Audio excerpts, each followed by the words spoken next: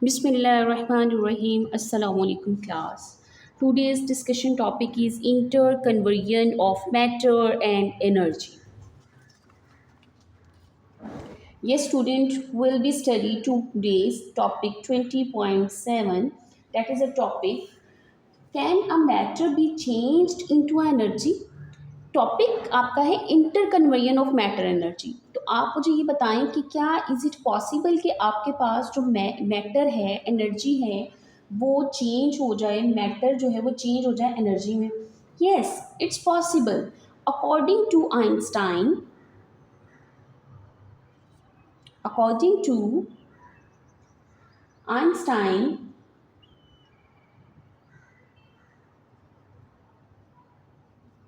equation, as you know that what is the equation of Einstein? E will be equals to mc square. E represents, E हमारे पास क्या represents करता है? E will be represents amount of energy, M will be represents mass, and C is represents a speed of light. बेटे what is the value of a speed of light? Speed of light c की value होती है 3 × 10⁸ metre पर second. बेटे mass and energy both are interconvertible to each other. Mass आपका energy में और energy आपकी मैस में ट्रांसफ़र हो सकती है।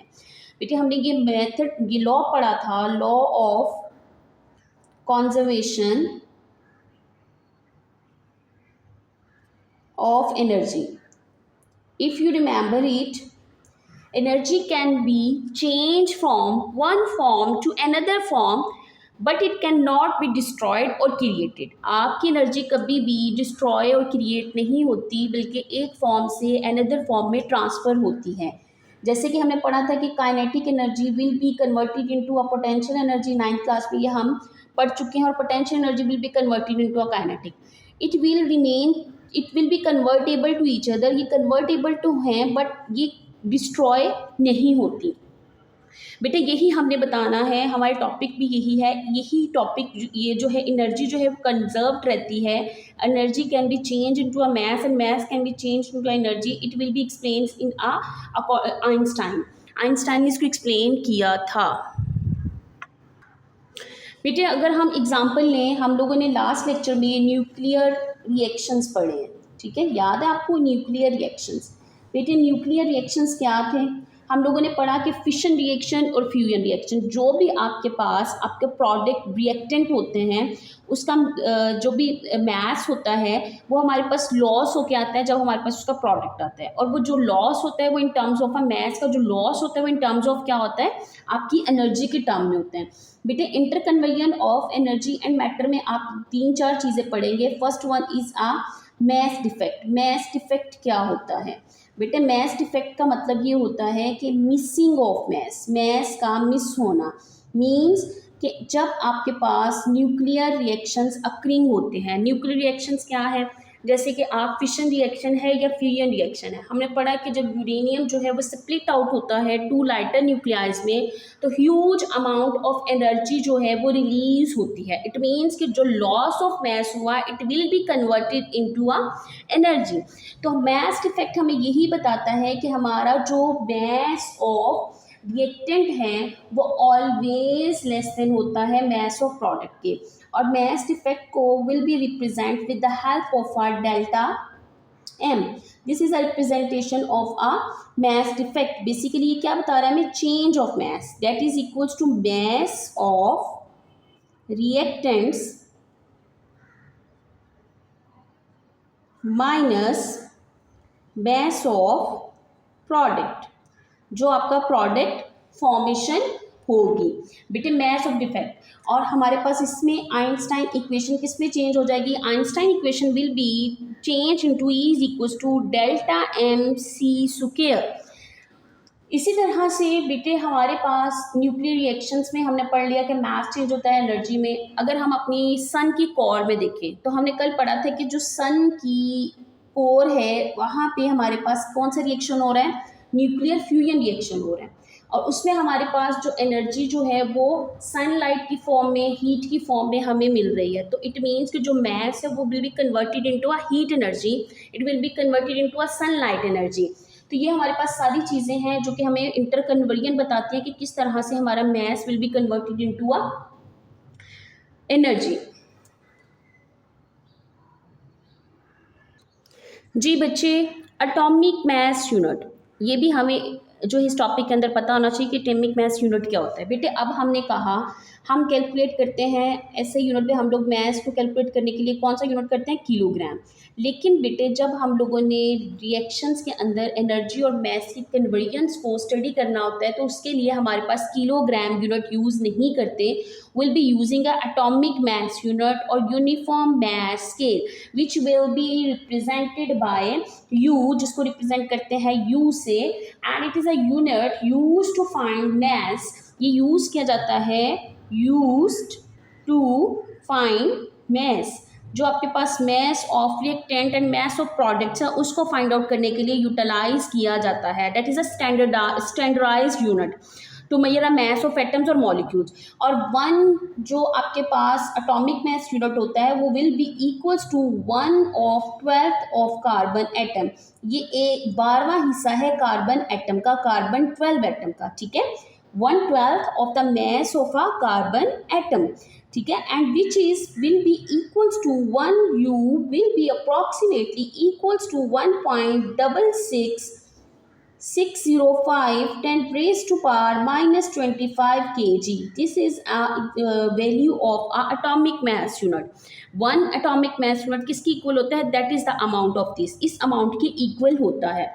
बेटे आपके पास अगर हम लोगों ने एक न्यूक्लियर रिएक्शन, हमने जैसे कि फिशन रिएक्शन पढ़ा था कि uranium will be split into, जब स्लो मूविंग इलेक्ट्रॉन्स को अब्जॉर्ब करता है it will be split into a 2 lighter nuclei with the emission of 3 neutrons. तो बेटे इसी की एग्जांपल को हम फाइंड आउट करते हैं by using a mass effect के, मास इफेक्ट कैलकुलेट करके देखते हैं कि हमारा मास इफेक्ट क्या आता है। मास of reactant minus mass of product हमने पढ़ा है कि कभी भी इक्वल नहीं होता, तो वो विल फाइंड आउट कि क्या हमारे पास it will be converted into energy, किस एनर्जी में चेंज हुआ है और कितनी अमाउंट में चेंज हुआ है।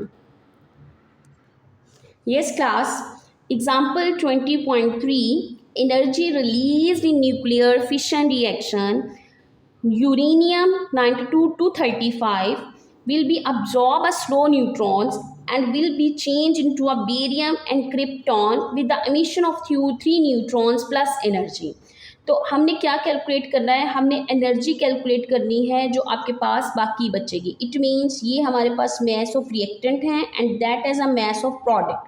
तो हम इसी को यूटिलाइज करते हुए आइंस्टाइन की इक्वेशन को यूज़ करेंगे, उसमें वैल्यूज़ को पुट करेंगे और फाइंड आउट द वैल्यूज़, ठीक है जी बच्चे। As you can see that mass of uranium 235.0439 AMU, ठीक है, unit mass scale. Mass of neutrons 1.0087, ये वैल्यूज आपको याद होनी चाहिए। Mass of barium 140.91, it means it's approximately equals to 141।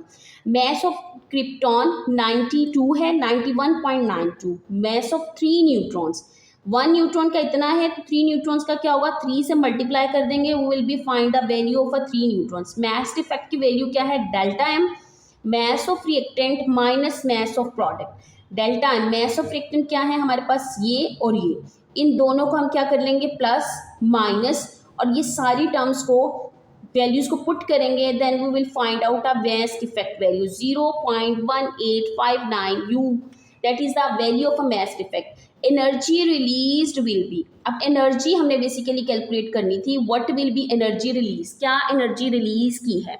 तो हम यहाँ पे जो हमारे पास मास इफेक्ट की वैल्यू है will be putting over here, multiply by 931.5 mega electron volt per U, इससे मल्टीप्लाई कर देंगे, ठीक है, and then we will calculate the find the energy of a electron. बेटे 931 कहाँ से आया, अगर हम कंसीडर करें कि हमारे पास जो मास इफेक्ट है वो 10⁻⁻⁴ किलोग्राम्स है, तो सी की वैल्यू क्या है हमारे पास 3 10⁻⁸ मीटर पर second.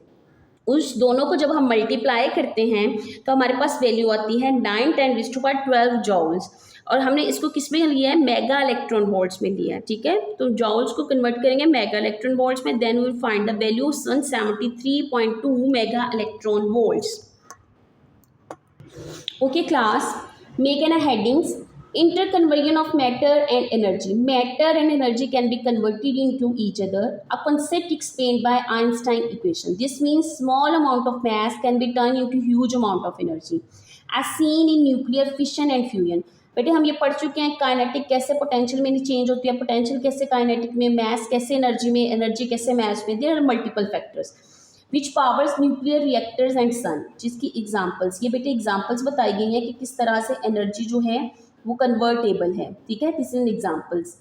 Similarly energy can also transfer in matter under extreme condition such as particle accelerators where high energy photons created particle and antiparticle pairs. बेटे हमने बीटा पार्टिकल्स पढ़े थे, जैसे बीटा पार्टिकल्स में हमारे पास क्या था, electron and anti electron, neutrino, ठीक है। तो ये पॉजिटिव है और ये नेगेटिव है, ठीक है, पॉजिट्रॉन था और इलेक्ट्रॉन था। तो ये पेयर प्रोडक्शन जब पार्टिकल और एंटी पार्टिकल आपस में मिलते हैं तो it will B produce a pair production phenomena. This process follow law of conservation of energy. What is law of conservation of energy? The energy in which cannot be destroyed and created, it can be transferred from one form to another. Define आ सकता है, different values हैं, underline कर लीजिएगा। This states that total energy include mass energy remains constant in isolated system. बेटे what is meant by isolated system? A system in which no loss is created. Isolated का मतलब ये होता है जिसमें कोई चीज़ ना एंटर हो सकती है ना निकल सकती है, it remains constant. The ability of convert matter into energy and vice versa is key to understand the universe, stars, atomic particles. A single gram of matter can be converted into enough energy to power a city for days. Einstein's equations and energy calculation. It is important how we can find Einstein equation and energy calculation. Equation use करेंगे, energy release कैसे होती है fission और fusion में। M is a converted into energy, E is equals to energy हम लेंगे joules में और मेगा इलेक्ट्रॉन वोल्ट्स में। M is a mass, C is a speed of light.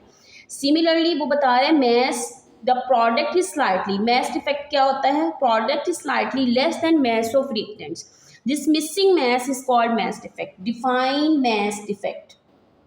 तो दिस इज द डेफिनेशन जिसमें total mass आपका product का वो स्लाइटली लेस होता है, दिस और we can be represented by this. और ये आपके पास एक वैल्यूज ने ली है जिसमें मैस डिफेक्ट की वैल्यू ये ली है आपके पास और फॉर्मूले में पुट करके कैलकुलेट कर ली। Uniform mass scale which is unit, why we are using a uniform mass scale. Uniform mass scale use किया जाता है कैलकुलेट करने के लिए atomic mass units belongs to standardized unit of measure the mass of atoms and molecules, and 1U is 1/12th mass of a carbon atom, which approximately equals to this value. I hope class you can understand this lecture and you are able to explain what is the law of conservation of energy, where what is the method is used to conversion or into matter into energy, energy will be converted into a matter, what is the isolated system, what is the mass defect, and what is the unit is used for calculation of energy. Allah Hafiz class.